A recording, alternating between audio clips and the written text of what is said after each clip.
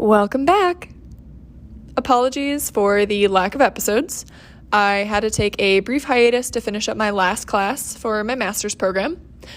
Woo, last class. And all that's left for me now is to finish up my capstone project and walk across the stage. But enough about me. Let's talk about you. How are y'all doing? I hope you're all doing well. You look lovely today. I appreciate you tuning in to listen to me talk about sustainability.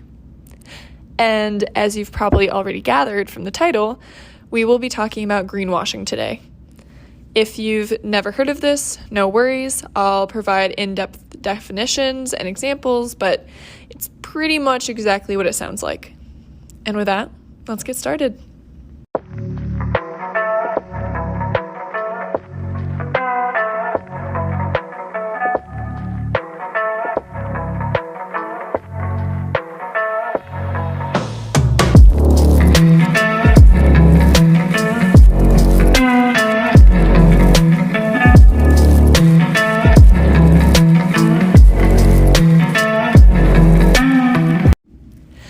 If you're not the CEO or marketing executive of a company, you might be wondering how today's topic impacts you at all.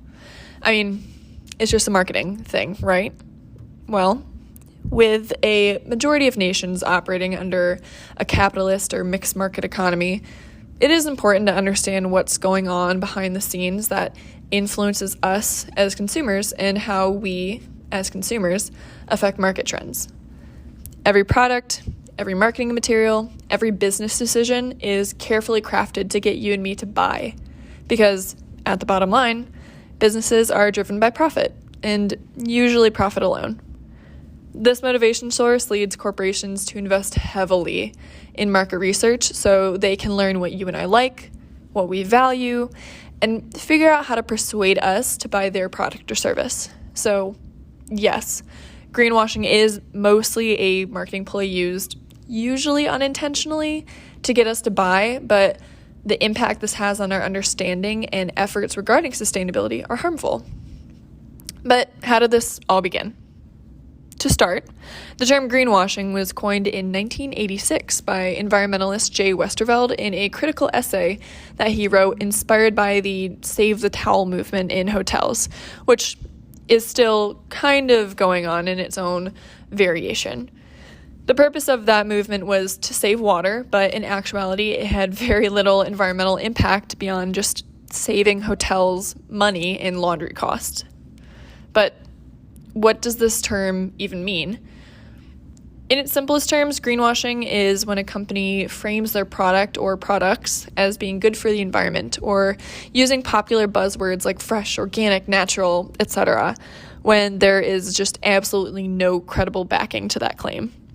Think of it like catfishing, but instead of an online person that you tragically fell in love with, it's your natural all-purpose cleaner that you thought was greener and cleaner than what you were using previously. Sounds like a really captivating episode where Neve and Max will come in and expose our all-natural cleaners. That was stupid. I'm sorry.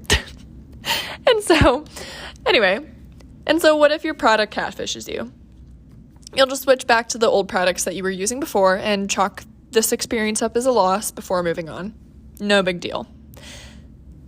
And that is exactly why it is so harmful.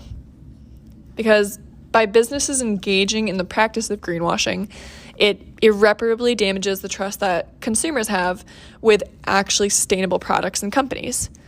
To tie in another metaphor, as I'm prone to do, it's like the boy who cried wolf. Once you've been burned by false advertising on a product, you are considerably less likely to venture out of your established comfort zone, shrinking the market even more for actual sustainable products. And this inevitably puts a halt to the growth of a more sustainable marketplace, and not necessarily at the fault of the consumer. Because even though you and I, as consumers, can and should be very aware of what's in the goods that we buy or where they come from or how they were produced, it is the business's responsibility to provide clear and concise information that is truthful and accurate to assist you in making your purchasing decision. And as Uncle Ben said, with great power comes great responsibility. And it is all too often that businesses have used their informative power to greenwash their goods and services that then mislead their customers, aka us. But why? Why is greenwashing such a powerful tactic? According to Greenprint's 2021 Business of Sustainability Index, 64% of Gen Xers and 75% of millennials would spend more money on a product if it were the more sustainable option or if it came from a sustainable company. And that majority of consumers is the target of greenwashing. Because even though there is interest in supporting sustainable products, 3 out of 4 American consumers don't know how to identify real sustainable products versus the ones that are being greenwashed. And like I mentioned before, greenwashing damages the trust and confidence that consumers have for businesses and their products, and more than half of Americans, 53% to be exact, no longer believe sustainability claims from companies. And this might not seem like a big deal initially, but the big picture impact is what is concerning, because when one company disrupts the trust and confidence a consumer has in purchasing a sustainable product, that consumer falls into the 53% and will be less likely to purchase actual sustainable products from genuinely sustainable companies.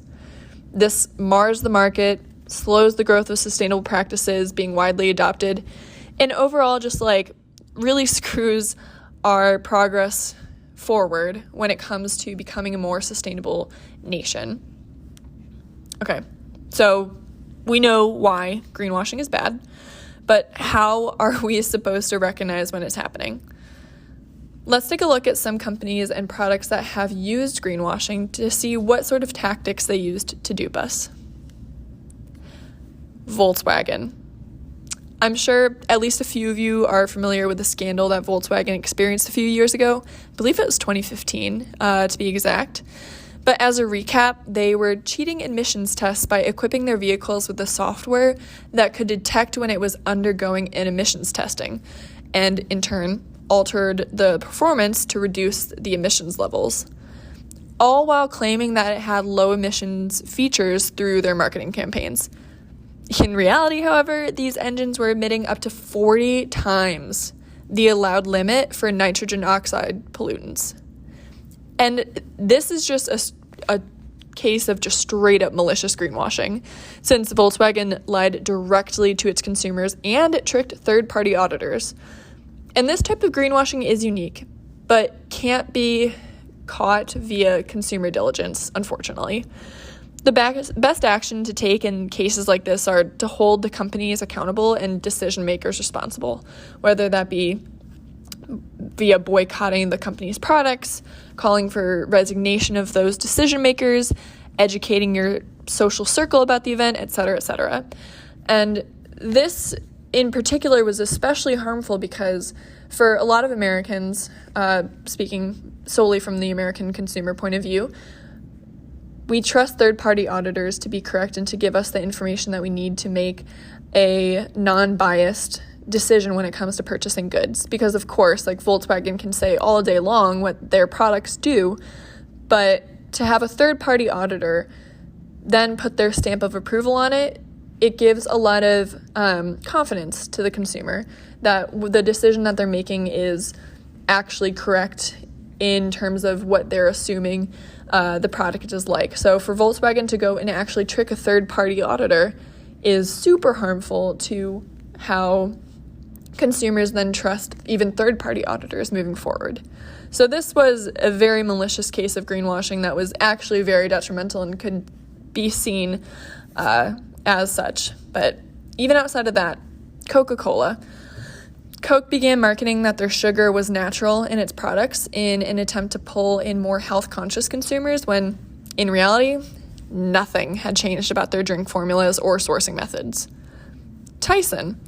They started to market their chickens as being antibiotic-free when, like Coke, nothing had changed about how they were raising or treating their chickens. Nestle. This giant made claims that it would make all of its packaging 100% recyclable or reusable by 2025, which is a great claim. But it was not accompanied by any milestone goals, specific timelines, or methods to reach this goal. And since this claim, there haven't been many, if any, progress updates on this quote-unquote goal. And this might seem like, okay, how is this greenwashing? But it's greenwashing because Nestle is just saying something. It's just saying that's going to be greener. So then you as a consumer are like, great, this company is becoming greener. I feel more confident supporting them as I continue to try to model my purchases to be more environmentally or socially friendly, when in reality they're just saying that but not actually backing up their words with any action. So, and the last three of these were relatively similar, and they all exist in the same consumer space. But companies that make greenwash claims are counting on us as consumers to not do in-depth research into their products or claims. And we shouldn't have to do that in an ideal world. But for the time being, the best way to combat greenwashing is to research and recognize genuine seals of legitimacy. When a product looks too good to be true, probably is. And I encourage you as a consumer to empower yourself with information. Go home, look up the company selling this suspicious product that you found on the shelf, and see if they have any sustainability information and resources on their site at all. The more information and data that they willingly provide, the better. And as for labels and seals, good ones to look out for when looking for sustainable products and companies include Certified B Corporation, Fair Trade Certified, Vegan Action or Certified Vegan, FSC, Cruelty Free International, USDA Organic, Non-GMO Project, Regenerative Organic Certified, Made Safe, 1% for the Planet, and many, many more. But I'm just going to stop there for now because it's genuinely like a long list. But I'll be sure to do a comprehensive episode covering what all of these labels are in the near future. And that about wraps it up for the introduction to greenwashing. I know this is a shorter episode, and what I talked about is in no way even remotely exhaustive of this topic, and there are a plethora of nuances that have yet to be covered, as well as dozens of more examples to be shared. And I mean, like I said last episode, the toughest part about creating episodes for this podcast is that there is so much information and so many nuances, yet so little time. And at this point, it would be counterproductive of me to just huck information at y'all without first establishing a good base. So I hope that with all that we covered today, you'll feel empowered to make purchasing decisions based off of legitimate seals and information that you gathered from your own research. Because every small change that you make is impactful.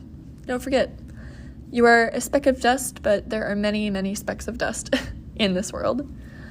And again, I'm a regular person trying my best, and I would love to hear any feedback that you have regarding opinions or topics, and would love to hear any ideas or suggestions that you have for future episodes. And with that, thanks for listening. I'll see y'all soon. Stay rad.